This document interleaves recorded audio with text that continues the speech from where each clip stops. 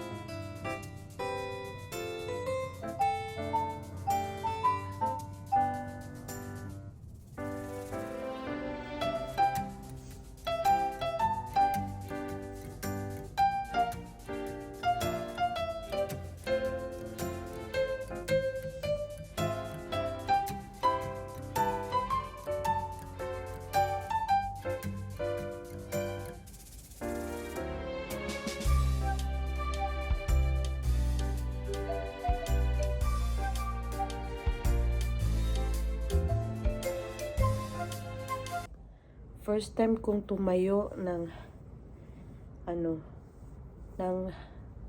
hindi ba umaihi, pero iihi ako.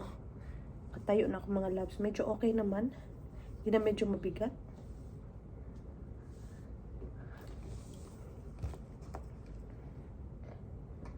Baka pwede na nga umuwi.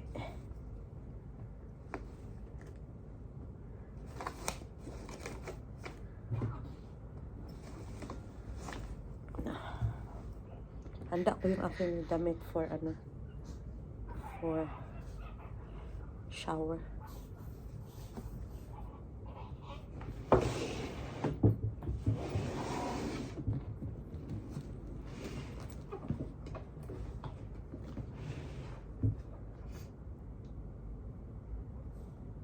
More moments later. Mga loves, na-discharge na kami. Hindi na ako nag-vlog kanina. Si Dada bumili ng gatas para wala ng padidi gatas na diretso. So uwi na kami.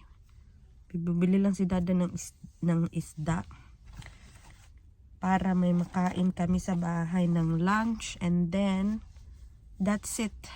Nakanaligo na pala ako, fresh na tayo.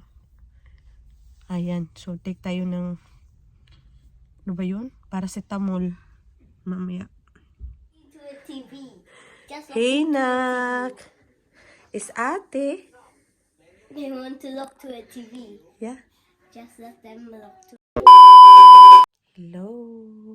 May gabi. Kita nyo, dito kami sa kwarto ngayon. And nilagay ko siya sa bed. Umiyak. Kasi parang mas comfortable siya dito sa akin. So kinuha ko ulit. Umihi lang ako. Si Sofia tulog na. Medyo a long day.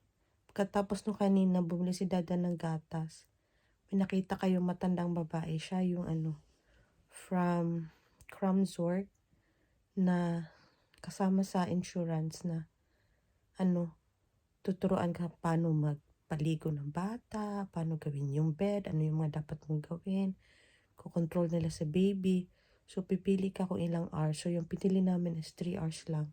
Kasi dati nag 5 hours kami, wala din namang ginagawa. Minsan, normally pwede silang magluto, mag-grocery, kahit ano. Pero yung amin, kinuha namin is 3 hours lang. For, I think, cesarean kasi mas marami siyang araw. I think 8 days. Di ko lang alam. Tanungin ko bukas. So, bukas babalik na naman siya. Saturday, Sunday, may pasok din sila kasi straight yan eh. Hindi yan pwede siya ma-stop. So, siguro naingayan. Tutulog. Mamaya, nagtitrail siya mga lagyo pang ganun. Pero chinek naman kanina, okay naman. ano yun siya, result ng, tawag nun, yung parang calcium something. Chinek kanina pero okay naman. Mawawala daw yan.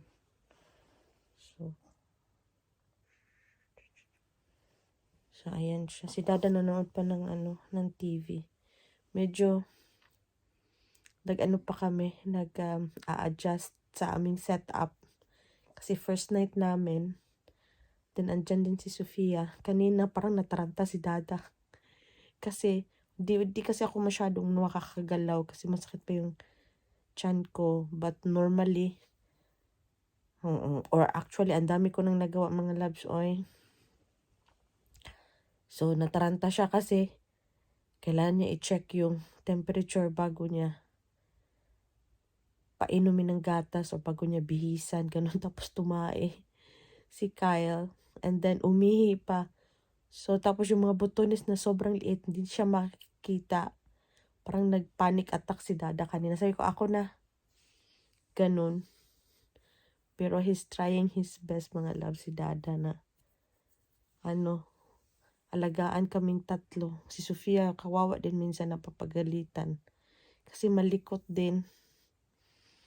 Gustong-gusto niya yung siyang nag-aano sa baby. Pero at least tonight, natulog doon sa kwarto niya. Sabi ko, doon ka matulog kasi maingay si Kyle, mamaya iiyak to. So, ayun sa kwarto niya. Yun lang yung ganap namin today. Kaya nag-vlog ako ng konti. I think hawakan ko lang si Kyle ngayon kasi si Dada mamaya magpapainom din ng ng gatas. So, hawakan ko lang siya. Di naman, okay lang naman kasi hindi pa masyadong mabigat. Kawawa kasi ayaw niya doon, umiiyak. Pero sa baba na bed, okay naman siya. Pero dito, hindi masyado. Siguro pagkatapos, yung technique, siguro yung pagkatapos uminom ng gatas, pag burp, diretso ilagay para makatulog. Hindi yung eto, tapos ilipat-lipat. Parang, kasi Sofia din dati, di masyado din nagbe-bed eh. So, since winter pa dito, may heater din kami dito, may heater din si Sofia. Para mainit yung room. May heater din dito sa bed. Para mainit yung aking legs. Medyo bumaba na ako umihi. Nakailang baba na ba ako? 3? 3 baba. Okay naman. Medyo may spotting pa tayo na blood, pero okay naman siya. Yung lang talaga, yung kung CS lang, madali lang siyang parang hindi siya masyadong masakit ba kaysa sa sterilization. Kasi nagpalagit na tayo mga labs. Palagit din ako kasi bukas na siya, mas madali siyang gawin. So, nagpalagit na tayo. And then, kaya medyo masakit talaga yung aking heart. Tsaka yung recovery medyo matagal. So, madami ng appointment, ganun, para sa high blood ko. Ngayon, pinapakontinue pa yung yung aking gamot na metaldopa. And after that one, may appointment ako sa doktor para i-change yung aking medisina. So, naka-under control pa din tayo. So, bukas, it's weekend. Update ko kayo kung ano yung mga ginagawa namin tomorrow. Yung mga gagawin namin bukas. So far, wala pa namang bibisita. Kasi karating lang din namin. So, update ko kayo tomorrow. Tulog.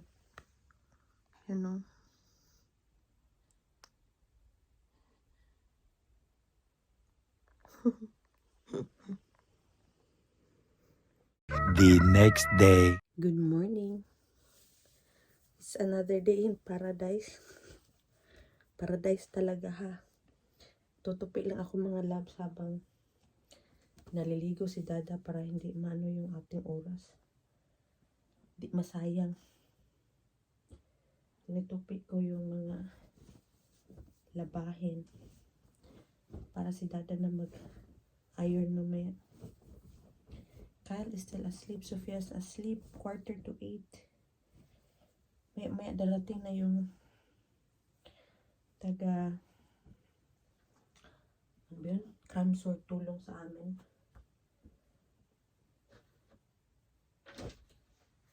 Tinutupi ko siya para yung kailangan plansyahin, ma-plansya mamaya. Para ready na. Yung mga hindi kailangan plansya, lagay ko na sa mga kwarto, cabinets.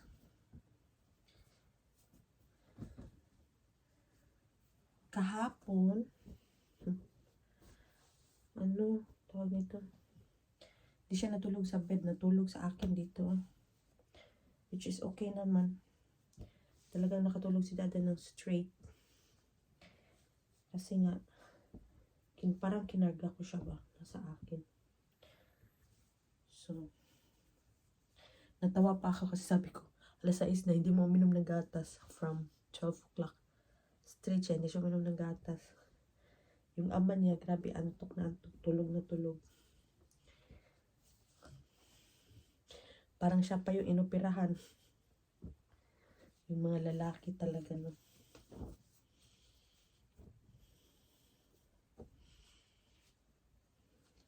Ay, nako. Iba talaga sa Pilipinas. Doon madami tayong katuwang. Eh dito, mahirap ang buhay. Ito kay Sofia.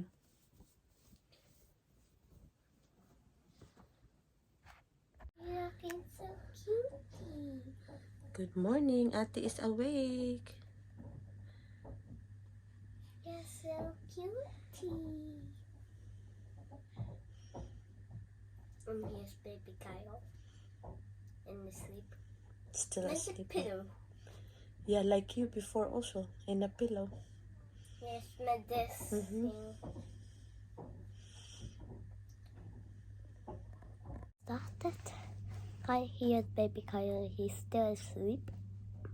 He just talking to me. I was awake. That's right.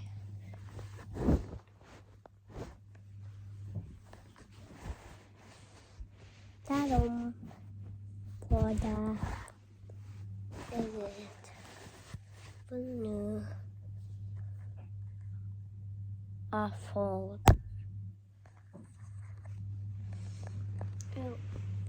Mama saying, you can see this bunny over there because I just made that for baby Kyle.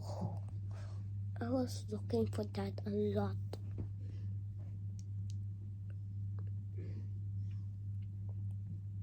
That's right. Alas ko na. Yes. I'm doing a Be vlog. careful, ah. Oh, okay. Be careful with that fall on his face. No, I'm doing like this far. Okay. That is good. Knit on top, okay? Yes. Very good. That's why I'm going to do yes, baby Kyle. Hi mga loves. 10:41 na ng gabi. Hindi ako nag-vlog buong araw kasi the same thing lang siya. Yung babae pala na nagpunta, nakita niyo, nag-weigh siya kay Sofia, kay Kyle. And then, kasi 3 hours lang siya eh. Kasi dati kasi 5 hours, sobrang tagal. So, yun lang ginawa niya, chika-chika. After that, chinecheck lang yung milk, yung pupo. And then, after that one, chinecheck din ako, yung BP ko, and others. And then, may dumating din na midwife na galing sa hospital na check again yung blood pressure, yung aking tiyan. Medyo ano pa daw yung tiyan ko. Madami pang tubig. Hindi naman yan madaling mawala, di ba? Dati nga talagang 2 years ako bago ako bumalik sa normal. As in, talagang sobrang taba ko before dun kay Sofia. So, chinek nila, advice nila na hindi ako magsaka pababa sa hagdanan kasi minsan, ewan ko sa isang araw nakakasampu akong balikan. So, yun sabi kasi pag hindi daw, yung wound ko daw, hindi siya mag-heal kaagad. Tapos kailangan gumamit ng ano na bra, yung mga sports bra para daw hindi masakit yung aking breast. Pero hindi naman siya sumasakit mga loves. Hindi ako talaga nag-try ng nag-pump. Which is hindi naman nila push masyado. Siguro pag first time mom, tinatry nila na mag-push ka. So, umakyat ako ng alas 7 kasi sobrang sakit ng likod ko na kailangan mong humiga kasi the whole day from 8:30 may bisita, nag-aantay ka kung sinong pumunta, mag-check. May Sofia pa, so wala ka talagang pahinga. Mas mabuti sa ospital kasi iniiwan ka lang after. And then, nakakatulog ka. Pero dito sa bahay, hindi. So, nakatulog ako ng 3 hours kasi hindi sila umakyat agad. Si daddy na sa baba pa. Kaya medyo maganda yung pakiramdam. Tsaka, natutulog pa ako habang tulog pa si Kyle. Kasi kainom lang din daw ng gatas. So, 4th day to day, yun lang. Masakit pa din. Kasi pinsan din pinupush nila, ginagano nila, oh. Tinitingnan nila. Pero I think so far so good naman. Kailangan lang mag-recover na mawala yung sakit. So, iba talaga pag sarap kung may mama at papa, mga kapatid mo dito na tumulong sa'yo, pero wala, kami lang. Buti nag-free si dada. So, yun yung Saturday namin. Tomorrow is again another day. Wala pa din mga bisita kasi naintindihan ata nila na medyo tawag nito, pagoda pa kami. So, yun lang muna mga loves. Ingat kayo. And maraming salamat sa panunood ng vlog namin.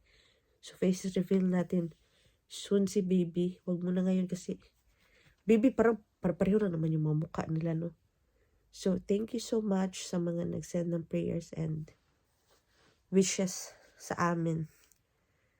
Thank you. Nakaraos din tayo. And masarap yung feeling. As in, kita ko yung combination namin ni dada. Pero sabi nga nila, kamukha talaga ni Sofia ng baby pa. O, alam nga naman sa iba, diba? So, thank you so much. And then, yun lang. Okay, good night.